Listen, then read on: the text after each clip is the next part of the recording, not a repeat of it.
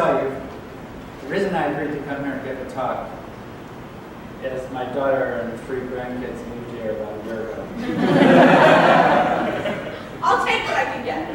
Because I've been to SPB like 20 years ago, and it was pretty moribund at that time. Boy, am I lucky that my grandkids moved to Austin. And this has been an awesome conference. And there's only one thing I would change. And I'm hoping we can change it by collective imagination. So the first thing I'd like to do before we get into my talking is I would like us to all use our creative imagination. So here's the exercise I would like you to do. Close your eyes. Think back about the papers that you heard. And every time you heard the word adult, imagine that the results would generalize to all adults. Or when you heard the word 4 to 6-year-old child, imagine that the results would generalize to all 4 to 6-year-old children, etc. I know you're having trouble because the spirit of Johannic is still in the room, but keep that in mind. Okay, so the work I'm going to tell you about today involves a partnership with 3 institutions: Northwestern University, my home, the American Indian Center of Chicago, which is in Chicago, and the Menominee Nation of Wisconsin, which is up here, not too far from Green Bay. My close collaborator is Medin, who is now at the University of Washington. For many years, she was the Director of Education at the American Indian Center of Chicago, where she was instrumental in helping to organize culturally and community-based research and science education. The other primary PI is Karen Washenbata, who is, at the time the work was done, was the director of the Menominee Language and Culture Commission. And generally, what we've been trying to do is to integrate 3 different strands in our research. We've been examining learning in everyday context, informal learning. Sometimes we do interviews or bring people to the lab for experiments. That's what we call foundational cognitive research. And then we, as I said, try to do community-based, culturally based research based on the findings that we see in Strands 1 and Strands 2. Tonight I'm just going to talk about primarily Strand 1 and Strand 2.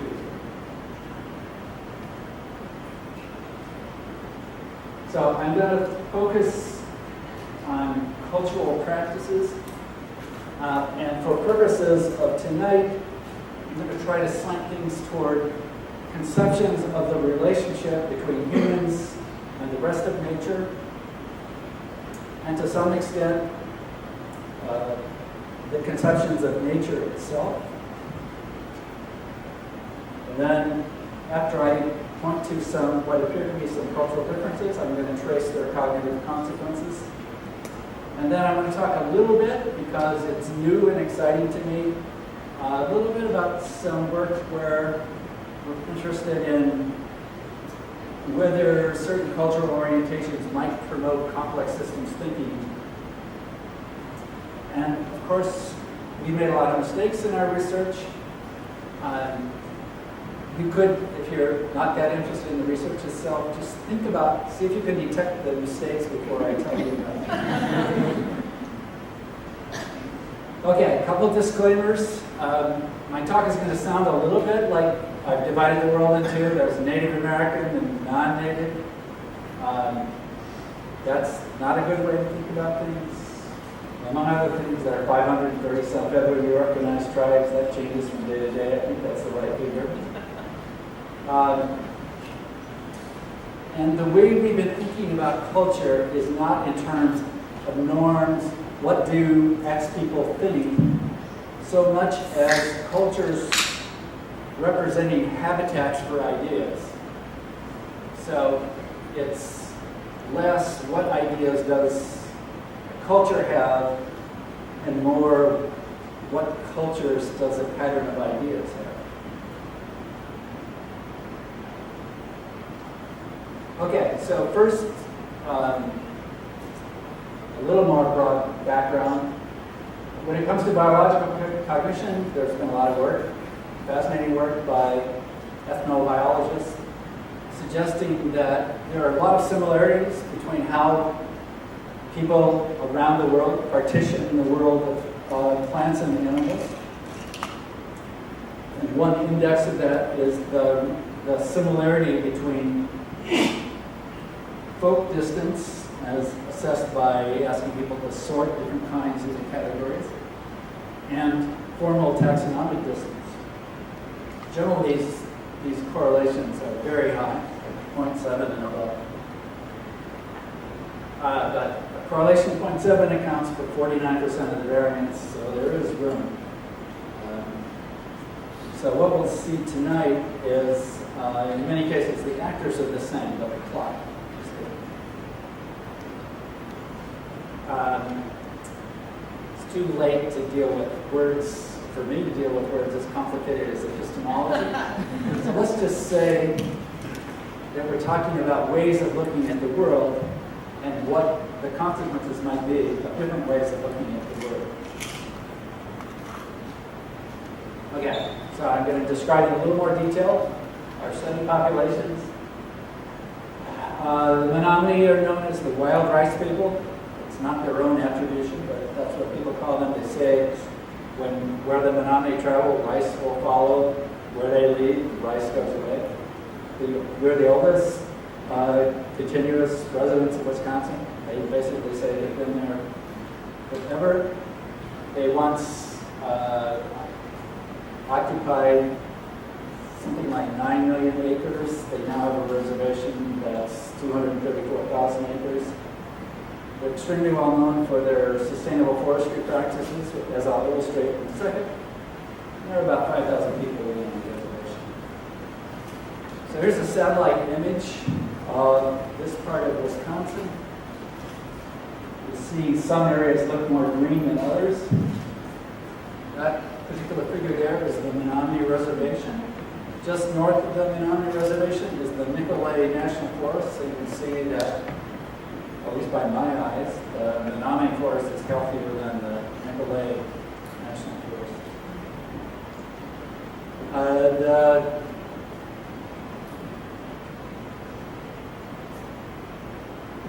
The head of the Menominee Culture Commission has a Green Bay Packer screensaver on his computer, but Menominee is still engaged in certain traditional practices. This is part of the sturgeon ceremony in the spring when the sturgeons swim up up from Lake Winnebago, up the Wolf River, until they get to a dam that's been constructed a little bit south of the reservation. But here, the Department of Natural Resources has given the Menominees like 25 sturgeon, and they're conducting the ceremony there. There's also a college. Just south of the Menominee Reservation is where we draw on for our European American, sometimes called majority culture sample. It's got lakes and forests, but more scattered forest plots. I used to say, I grew up, my grandparents had a cottage in Minnesota, and we would go out hunting and fishing, things like that. So if you travel up from Chicago, and when you get to Green Bay, if you head to the right, you get all this tourism and all these art shops, Door County. You go left, you go back to the 1950s. As a slight indication. The big five, not necessarily in this order, in this part of Wisconsin: God, hunting, fishing, family, and Green Bay Packers. So a picture from Main Street, Shawano is a typical country scene. Okay, so I'm going to talk about some measures of at least one aspect of how our participants are conceptualizing their relationships with the rest of nature. I'm going to talk a little bit about what they say explicitly about value orientations, a little bit about practices, and then I'll present some data on narratives. For this work, we used a taxonomic system developed by Stephen Keller, who's done a lot of work around the world on different ways of thinking about nature. You have a egocentric or utilitarian or various other approaches. These data come from some interviews we did with parents and grandparents, rural European American, that is from Shawano in the area, rural Native American, that's Menominee, and urban Native American, that's around the American Indian Center of Chicago. So in these interviews, we asked a lot about what they would like the kids to learn and related kinds of things like that. As we applied Keller's system, we found it necessary to introduce a distinction between kind of up close and personal views versus more distant. So a distant utilitarian perspective would be something like wood from this tree is used for construction. More personal, we make soup from milkweed. Abstract, I want my children to enjoy nature. Concrete, I want my children to be able to recognize poison ivy, which also comes up pretty commonly. So we call these first two distant orientations personal utility. I don't have time to explain in detail holistic, but call these more proximal orientations. And here's what we found. These data just show rural European American and rural Native American, but the data are exactly the same. Menominee data and urban Native American data are essentially the same. So Menominees are European Americans are much more likely to express distant orientations toward nature.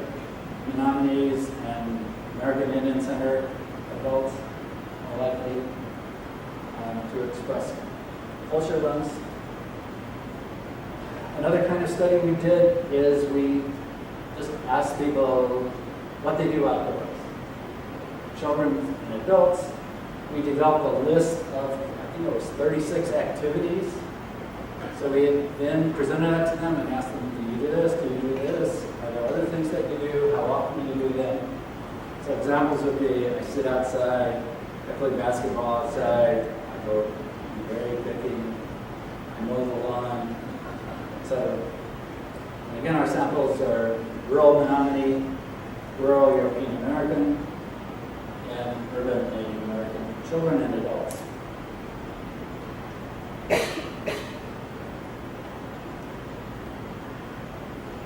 Then, for better or worse, we had 8 graders rate these practices themselves as to whether they tended to foreground nature, whether they tended to background nature, or whether they were intermediate.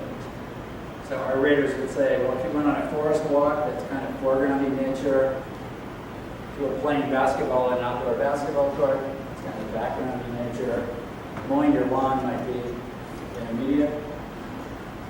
We were concerned that Native American raters and European American raters might have different notions of foreground and background. But it turns out they didn't.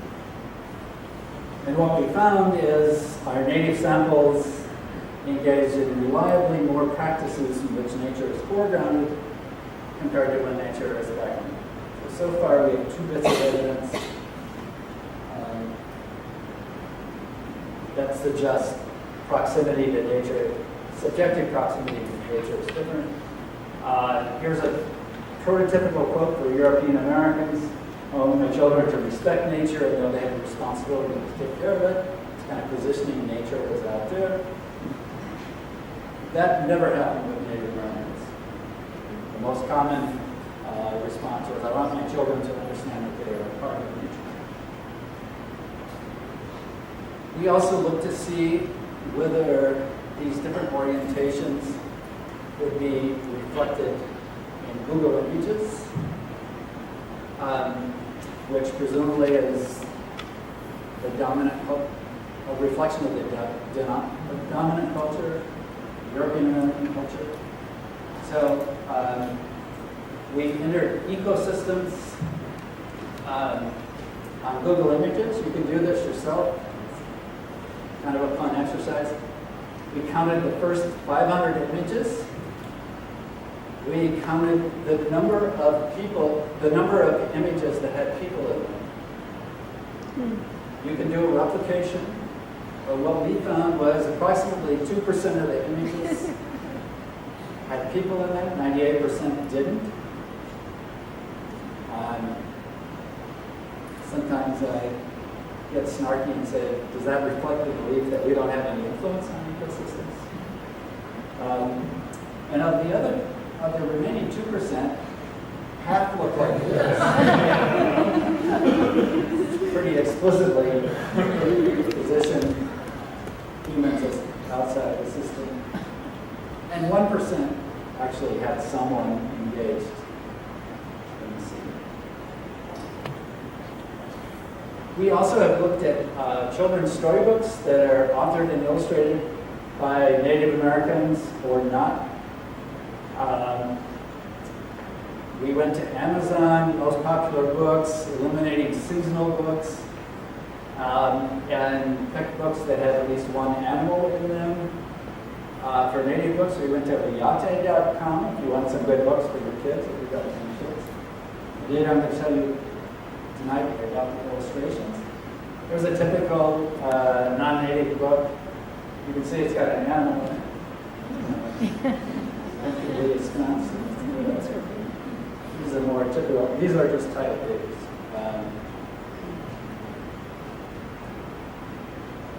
A native authored and illustrated book. And we looked at several things. So first, since we're focusing on subjective distance from nature, the first thing I want to tell you about is, do they have an up-close and personal image of what they're showing you? And we counted it as a yes if there was at least one such image. You can see that the native authored and illustrated books are much more likely to have an up-close and personal representation. Overwhelmingly, the other books are voyeur, kind of a constant position.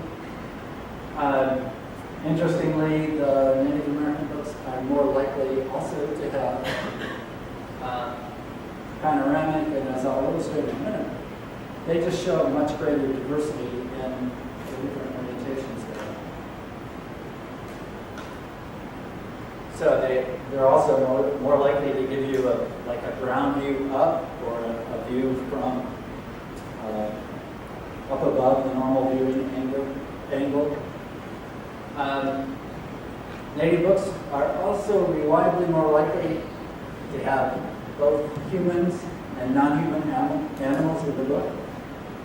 So the non-native children's books that have animals in it usually have just animals in them, often because the part of humans is being played by animals. That's all there is to it. Okay, so far, I talked about 3 sources of evidence that suggest that European Americans, in their practices and in their storybooks and in their Google images, act as if humans are outside of nature, and that the Native American counterparts don't. There are 2 related dimensions I want to tell you that are relevant. One is attention to context. Native Americans' children's books are more likely to give you the background. They're more likely to, by our judges, present an ecosystem. They're also much more likely to use perspective-taking devices. So I hope it's intuitively obvious what an over-the-shoulder perspective is, looking over the shoulder of the character. They use that device much more than, reliably more than non-native books, and very often they're showing you the perspective of the animal. One of my favorite studies is one where the independent variable is, tell us about the last time you went fishing, or your favorite time fishing. And then what we recorded, the dependent variable, was we counted the number of words until they got around to mentioning fish. Okay, also we did a secondary analysis of whether they were telling the story or not. Menominees are much more likely to tell a story. The reason that data are in medians is several of our Menominee informants never got around to actually mentioning fish. Say something like, well, you know, it was a very hot day, and we went outside, we were going to go down to the river, and the dogs, they were hot, and they went jumping into the river, and my dad was going to go over, and yet I didn't know he knew about looking under stumps for bait, etc., and the story goes on and on. So, part of Menominee narrative practices is to be very explicit and detailed in context. A couple of Menominees have told us that their goal when they're telling a story is for someone else to see what they saw. Okay, do these differences make a difference? Are they correlated with differences in other kinds of metrics of folk biological cognition? So our first studies were done with fish experts. The way we identify fish experts is we ask people to nominate them. Their average age was 45, average years fishing was 40. At one point later on, we asked for nominations of people who fished quite a bit but would be a little less expert. And then we gave all of our participants a feature listening test where we showed them the names. We gave them on name cards, I think it's 44 different local species of fish. We asked them, are you familiar with it? Can you tell us something about it? And the people who were nominated as experts were better able to do that than the people who weren't. There were no group differences in the expertise itself. So when the packers aren't playing, they're likely to be fishing. The different species you target at different times of the year. In the winter, you do ice fishing, et cetera, et cetera. But there are some differences. So the nominees will tell us sometimes, I fish to put protein on the table. European Americans eat the fish that they catch sometimes. Friday night fish fries, perch fries, walleye fries are pretty common. But European American experts and non-experts are much more likely to do catch and release, and more likely to have a competitive orientation. One of our experts had just won $25,000 in a fishing contest. Pretty good. He's going to buy a bigger motor so that the next contest he could get to his favorite sites faster in the competition. So the first data I'm going to tell you about are free sorting tasks where we gave them name cards with these 44 local species of fish. We asked them to put them into groups in a way that made sense to them. We also asked them whether it made sense to create higher groups, high-order groups, and then we restored the initial sorts and asked whether it made sense for them to create subgroups.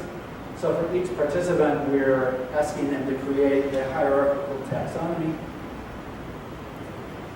and then we average those across participants.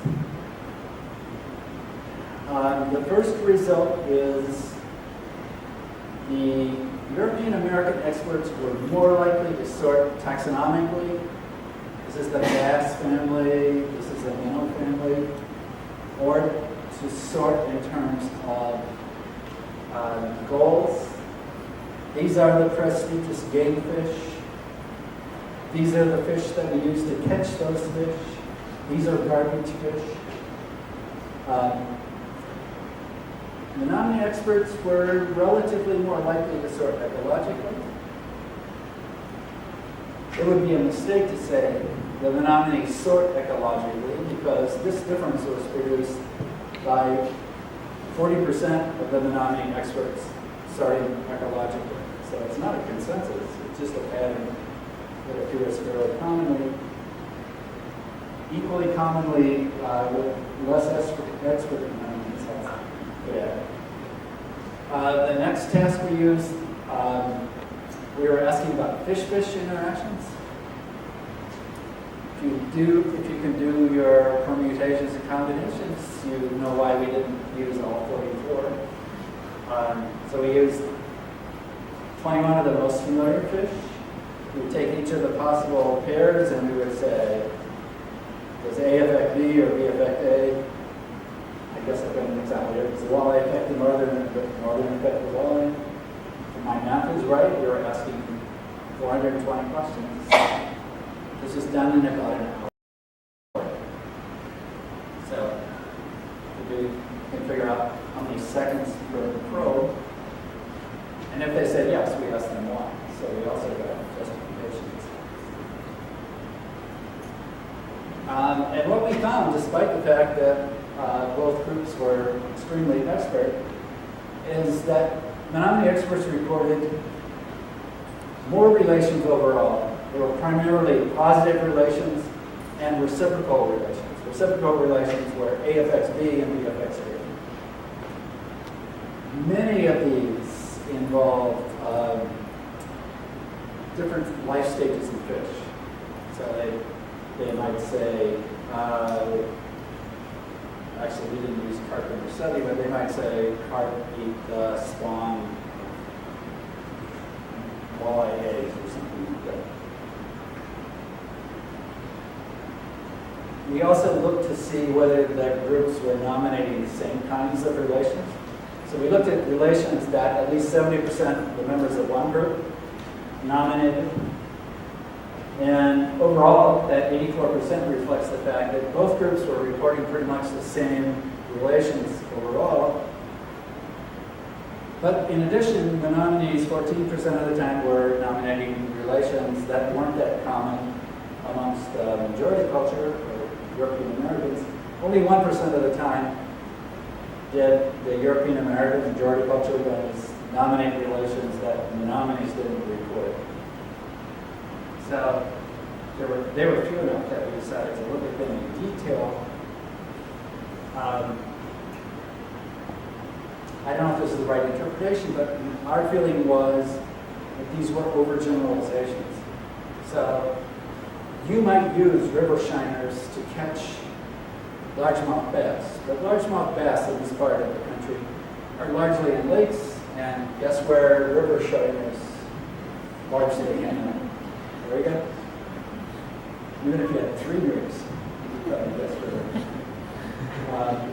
So we thought maybe the goals are intriguing on adjustment. There's always the question, is it the case that the nominees just knew a lot more than the European American experts? And here's where hanging out with these guys starts to pay off. So one of the kinds of reciprocal relations involves two fish that kind of look like barracudas. I'm assuming you don't know that much about freshwater fish. There's a long skinny fish called a northern. It's kind of like a bear. And it's got a bigger cousin, a muskie. And the European American guys, if you ask if they had any relations between any effect of one on the other, they would say something like, well, a muskie will eat a small northern. Menominees would say that, but they'd also say, well, the fry of northern hatch out about 2 weeks earlier in the spring than muskie fry, and northern fry eat the muskie fry. Where ethnography comes in is on 2 or 3 separate occasions when we were hanging out with European Americans, they told us this. So this was something that they clearly knew. So then we got a bright idea that what was going on here was Menominees are thinking ecologically or asking ecological questions. The format of the questions fits very well with their knowledge representation. If you're thinking taxonomically, maybe the ecological information is less accessible. So we decided to repeat the task and go from 400 some relations to, I think it was 35 pairs. So now instead of 420 probes in an hour, we're having like 70 conceptually in an hour. And our prediction was that the group differences would disappear, and that the form of the disappearance would be that the European American experts would now start reporting relations involving immature fish. So it was a nice detailed prediction, and the reason I'm dragging you through this is probably the only time in my life that I've actually been right. So we slowed the task down, the differences disappeared, and they disappeared in detail. We also asked for, in another experiment, asked our participants to sort the fish by habitat, and there we found no group differences. So, unsurprisingly, from the expertise point of view, our two groups don't differ in the knowledge they have about ecological relations, but they do differ in how they organize their knowledge and the accessibility of that kind of information. Another difference you may find unsurprisingly, we asked how important are various fish. For game fish, we get no group differences. For non-game fish, we got huge differences. So it's another long, skinny fish that is too skinny to eat. Eats other fish that we call garfish. If you're a European American, you say, oh, they're garbage fish, they're no good, we don't want them. If you're a Menominee, you said, I don't know exactly what garfish do, but I know that everything has a role to play, so it must be important. We've also collected parallel data with guys that do a lot of hunting, and we asked how important are different plants and animals to the forest, as well as how important they are to them. And again, we don't see differences on the animals that hunters target, but we see huge differences. And the means that are here do not include the 6 Menominee who gave the highest possible ratings to everything. You can include them in the analysis of variance, but there's no variance. And 53%, that must be 9 out of 17, mentioned that everything has a role to play. If you're a Menominee, 0 of the European Americans. Okay, so one way of summarizing these results so far is to say Menominee evaluations are less egocentric and more actocentric. So now I want to turn to the stuff that I'm most excited by, and you're going to find absolutely the least convincing. So my colleagues in learning sciences The one thing Christine omitted, aside from the exaggerations, was that I'm also an appointment in education and social policy. And some of my colleagues, like Gary Walensky, study the learning about complex systems. And learning complex systems is really difficult. And it's a big challenge for learning scientists. But you can imagine learning about complex systems is pretty important. Since the Earth is a complex system and we're trying to figure out how to avoid ruining it. And the work that my colleagues have done suggests that good things will happen to you if you come with a propensity to focus up close and personal as one attribute as opposed to completely abstract. Paying attention to context, being able to take a different perspective, and also worrying about relations. So far, it looks like there's a hint that our Native American samples may have more of these propensities. So in our ongoing work, we're trying to look at complexity thinking or systems level thinking. I'll give you 3 examples. They're just anecdotes. They're not data. When we ask expert hunters whether the porcupine helps or hurts the forest, if you're European American, this is data. They say, porcupines hurt the forest. You ask them why? They say, well, they hurt the bark of trees die. And I thought all of our participants would say that, but about 35–40% of our Menominee hunters say, oh, the porcupine helps the forest.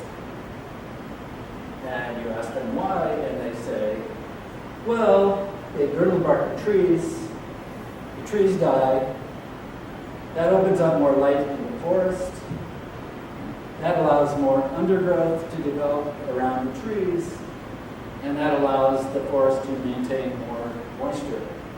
So the porcupine helps the forest. The other 2 anecdotes come from 9 to 11-year-old children. As part of another test, we asked them about perturbations. Some other researchers have done, including Peter White, have done these kinds of things where you get probes. Well, what happens, we ask in this case, what if all the bears disappeared? In one case, that would be a negative change. Or what if the bear population doubled?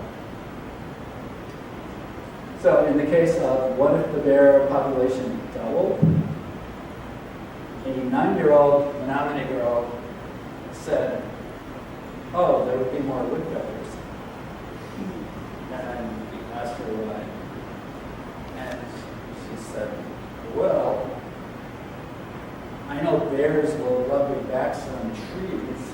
And when I do that, that's going to open up the bark a little bit, and then the insects will get in, and then the woodpeckers will exploit the insects. Another, I think this was an 11-year-old Menominee, I don't remember if it was a boy or a girl, we asked what would happen if bears disappeared. A prototypical answer is, if the bear population doubled for European American, oh, it would be more scary. There'd be more bears in. So this 11-year-old said, when we said, what would happen if the bears disappeared, said, well, initially there would be more berry bushes, but over time there might be fewer berry bushes because I know that bears spread the seeds, comes out of their poop. So this is fairly sophisticated thinking. We don't have any particular reason for thinking that Menominee kids know a lot more than European American kids, because they're pretty out in the woods, but we haven't really demonstrated that. Peter White has done some striking work to my view, where he does the same kind of study. He gives you like 12 to 14 factors, and then he asks, does the rate at which new species enter an area affect the level of nutrients in the soil? Or does it affect the prevalence of pests and diseases? Some of these things involve human activities. And what he finds is his populations, I haven't looked at his, I haven't been able to see his raw data, but basically his finding is the responses are predominantly unidirectional single link relationships. And with respect to the role of humans, humans are seen as major agents, but not patients. So we're affecting the rest of nature, but the rest of nature isn't affecting us. Grasping what you would be, Bethany has done this task with an indigenous population that she's working with in Panama, ecotourism biological experts on the same island, and we've done it with Northwestern college students. With our Northwestern sample, we basically replicate,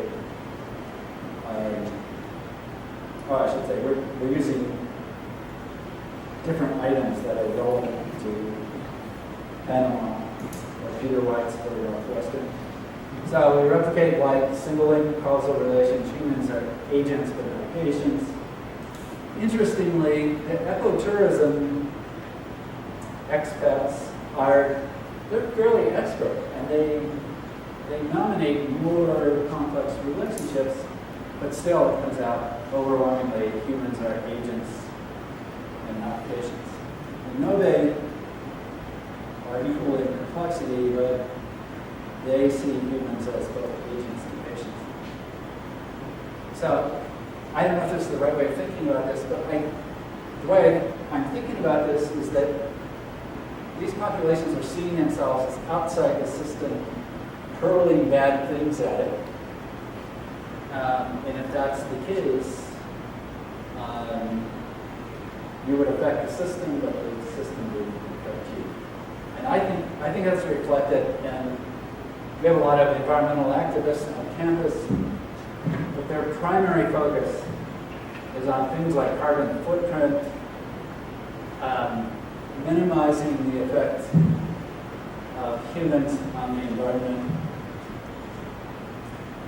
And that may be the right thing to do, and that may be the right strategy, and that may be the right model. But from the work I've been doing and hanging out with my collaborators, I would like us to think more about assuming our proper role as opposed to trying to write ourselves out of the script. Okay, so most recently, we've been trying to look at input conditions in detail. I'm going to tell you about some data with the forest diorama. Susan, I don't know if Sandy Waxman told you this story, but okay, so you know the story. You may have heard it too, Christine. So Sandy Waxman went up to the Menominee Reservation with some plastic animals because we were going to do an ecological relations task. She presented it to our Menominee research assistants, and they said, "You can't do it that way." Sandy asked why, and they said, "Well, there's no context." And one of the Menominee research assistants offered to construct a forest diorama. And this is one version of it. So you can see there are trees. Some of the trees are movable. We got rid of the bear that Sandy brought up because they said no bear would ever have this posture. And what we do is we present 4-year-olds with this forest diorama. We just invite them to play with it. And we look to see what they do.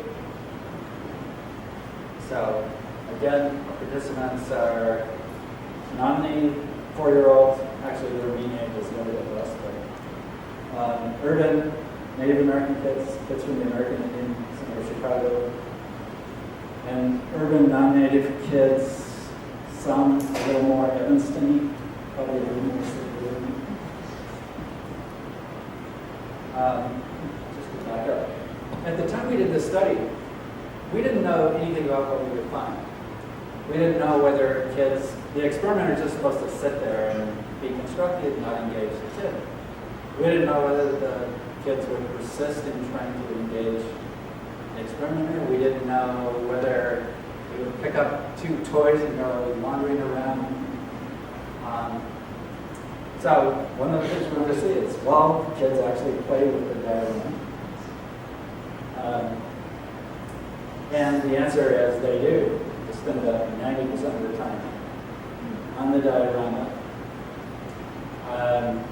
We're recording talk in action. I guess I should say it's a footnote. For many of you, the kinds of experiments you do, it takes you longer to collect the data than to analyze them. It takes us several orders of magnitude longer to analyze our data than to collect them, because we're trying to establish reliability, developing a coding system, deciding what we're going to look at, et cetera, et cetera. So one of the things we're looking at is what kids said and what they did. Interestingly, there are a lot of claims that Indian kids don't talk. Turns out the most talkative group was the Menominee 4-year-olds. And in general, another thing we looked at was relational play, both realistic and imaginary. So if you put an eagle on top of a tree, we call that realistic play. If you put a turtle on top of a tree, we call that imaginary or unrealistic play.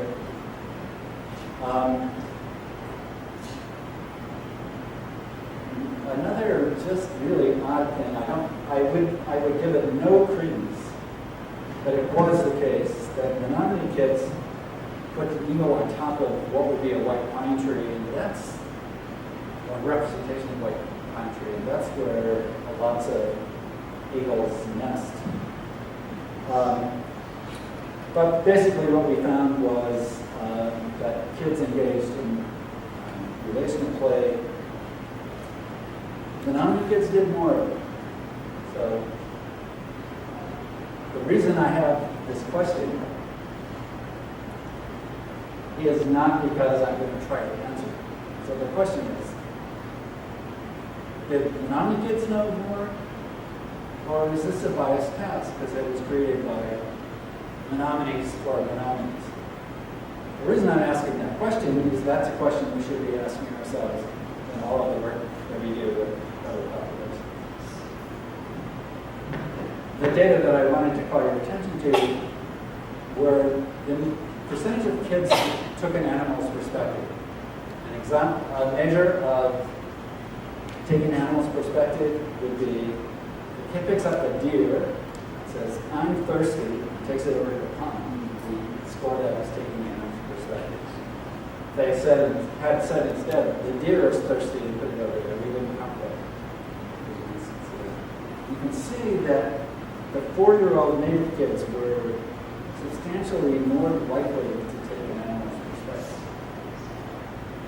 There's some related work with slightly older kids, and I'm going to kind of go past. But here's what I call a spontaneous deep-unit variable. Sarah Unsworth, who ran the study, noticed that some kids would spontaneously imitate the sound of some of the animals, and it turns out 41% of the Menominee kids did that, 0% of the European American kids did that. I find that completely puzzling because parents play with their kids. Farm animals, that is the big do. But puzzle the data. We've also been looking at, this is where we're focused more on input conditions. We have parents and child, parent-child dyads interact with the diorama. We have yet made no comparisons between dyads and plain and known. But again, we're looking at how parents and children interact, what they say, and I want to point to one difference that we see. I'm not ready, this is not ready to publish yet because we don't have all the numbers in. But here's an example of eating relations. The parent says, "What's this?" Child says, "An eagle." It says, what does the eagle eat? Fish. What does the fish eat? Worms. That's right, good job. So the parent has taken the kid through a food chain.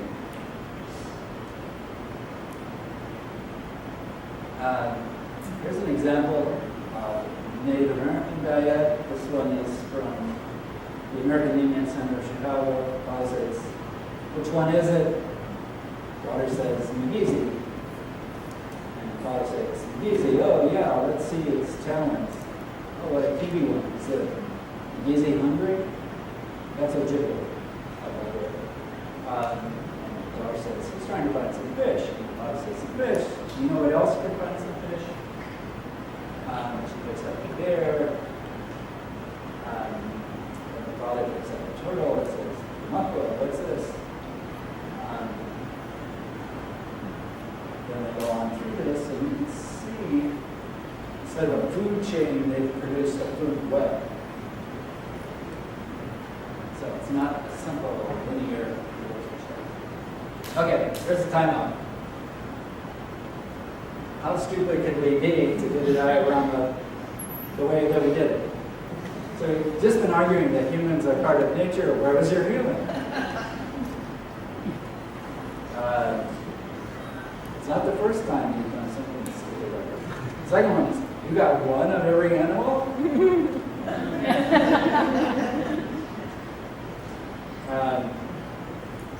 So it did help to have local design. But actually, one of my close friends, who's a Menominee hunter, wasn't really happy with the diorama because he thought it was too static and that we should figure out how to be able to show the seasons and include that as part of it. Okay, we also have been collecting data on forest walks, parent-child dyads. We give them head-mounted cameras, we record everything that they say, we score and look at how they position themselves, who's leading the walk, who's following, how that changes, what they talk about, whether they talk about things, or different things where they're standing still and moving. We're doing a lot of analyses and they really take a long time. So I'm just going to tell you about some preliminary findings that we've done, at least the first round of reliability, so I have some confidence in them. These are again urban Native American, urban non-Native, and rural Menominee. Native American dyads show greater perspective taking in their chat. If we just look at single link relational discourse, there's no difference between any of the samples. If we look at two links, native samples show 50%, they're 50% more likely to do this. If we look at links 3 or longer, they're twice as likely to bring them up. They're also twice as likely to have the kind of webbing relationship that I told you about, and reciprocal relations. I think we're going to, if I come back here in a couple of years, I think we're going to have some great data on how time and space interact in the discourse that's going on, but I can't really do that tonight. So I'll stop. Epistemologies are ways of thinking about the world. I think have far-reaching consequences for learning about it. I think they affect our conceptions of human nature relationships. And I'm also getting increasingly interested in what we think counts as nature. So at the American Indian Center, we have an urban ecology program. We try to teach the kids that nature doesn't start at the city limits, that they're part of an ecosystem. example I'm sure you've heard 1,000 times. We think of a bird nest as part of nature, so why isn't that human house part of nature? And then the final conclusion is there's at least a hint of evidence that Native American samples are more likely to get to complex systems. So I'll stop there. Thank you.